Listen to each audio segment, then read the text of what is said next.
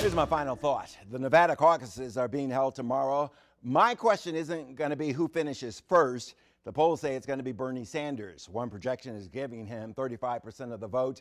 My question is what happens to Elizabeth Warren? Now, she took it to Michael Bloomberg this week, maybe crippling his campaign for good. But what's the prize? Warren had been traveling in the far left lane, now dominated by Sanders. She now seems to be moving over to the left of center. An example is abandoning Medicare for all, which most Democrats oppose, and going as far as calling herself the other night a capitalist. She's going after Bloomberg because he's now in the one lane that still appears to be up for grabs, moderate to progressive.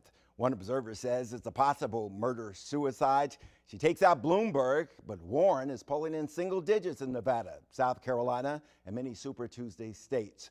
She's on the ropes, it seems, barring a surprising recovery. As for Bloomberg, he's now gravely wounded, a multi-billion-dollar candidate. His plan seems to be employ every available African-American mayor to explain that they too employed stop and frisk targeting black and brown males. This wasn't a crime-fighting strategy to reduce car break-ins or burglaries. This was a crime strategy to stop the killing on our street. This was a way to stop homicides.